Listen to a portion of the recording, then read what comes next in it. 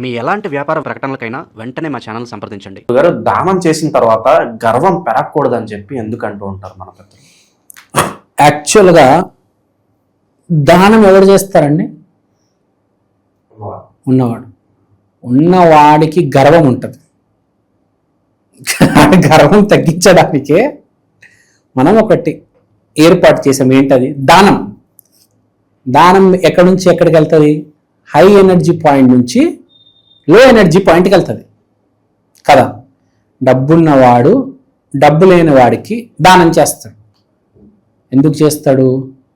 నేను ఇంత సంపాదించాను, కొంత నీకు ఇస్తున్నాను అంటే దాని మీనింగ్ ఏంటంటే నాకు అవసరం ఉన్న దానికంటే ఎక్కువ ఉంది, వాడికి అవసరం ఉన్న దానికంటే తక్కువ ఉంది.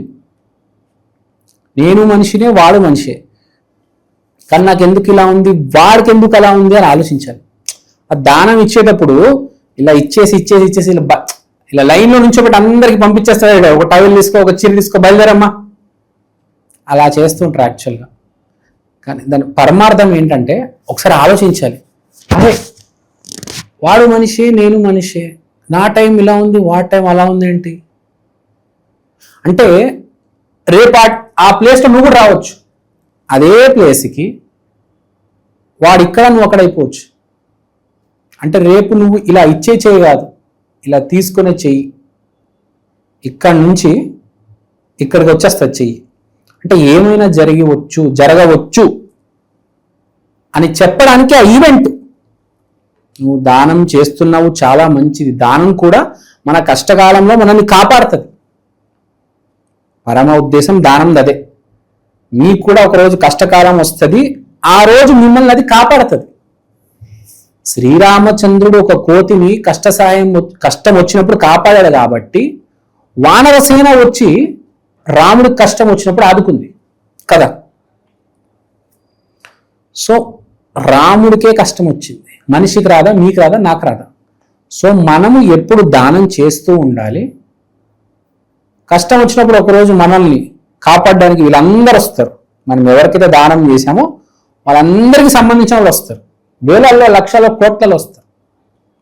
2-3 కాదు అవసరం, లక్షల, కోట్లలో వస్తారు. రాముడికి కోట్లలో వచ్చారు, కోట్ల మంది వానరసేన వచ్చింది. 88 రోజు పోట్లాడింది శ్రీలంకలో రావణసేనతో. 88 days రాముడి ఒక్క సాయం వల్ల. గుర్తుపెట్టుకోండి, సాయం అనేది అంత గొప్పది. 100 రెట్ల, 10 రెట్ల, 100 రెట్లు, 1000 రెట్లు, లక్షల రెట్లు, ఇంకా దానికంటే ఎక్కువ అంత సహాయం వస్తుంది మీకు. సో సాయం అంటే అంత గొప్పది. సో ఇక్కడ చెప్పేది ఏంటంటే పరమార్థం ఒకటి, మీరు చేసిన సాయం మీకు తిరిగి అందుతుంది. రెండోది, ఇంటెలిజెన్స్ వాడితే అరే మనం కూడా రేపు మొత్తం అన్ని పోగొట్టుకొని ఆ స్థాయికి వచ్చేయచ్చు. నాకు వాడికి ఏం తేడా ఉండదు. వాడు డిగ్రీ పాస్ అయి ఉంటాడు, నువ్వు డిగ్రీ పాస్ అయి ఉంటావు. నువ్వు ఏదో వ్యాపారం పెట్టి బాగా ఎదిగిపోయావు, వాళ్ళు వ్యాపారం సరిగ్గా నడవక రోడ్డు మీదకి వచ్చేసారు. కానీ ఇద్దరు వ్యాపారం పెట్టారు, ఇద్దరు ఒకటే కాలేజీలో చదువుకొని ఉంటారు. మనమే చూస్తుంటాం మన జీవితంలో, మన చుట్టుపక్కల ఒకడు ఎదుగుతారు, ఒకళ్ళు అతో పాఠాలకి దిగజారిపోతారు. సో అది గుర్తుపెట్టుకోవాలి. అందుకని దానం ఇవ్వాలి. దానం ఇచ్చేటప్పుడు కూడా తొందరగా ఇవ్వకూడదు. అందరం వాళ్ళు జాగ్రత్తగా చూడాలి, గమనించాలి, అసలు ఏం జరుగుతుంది చూడాలి చుట్టుపక్కల. అసలు నిజంగా మంచోడు ఎవడంటే తెలియగలడు. ఎక్కడ ఏమి జరుగుతుందని గమనిస్తూ ఉంటాడో వాడే మంచోడు. అప్పుడే నిజం తెలుస్తుంది కదా.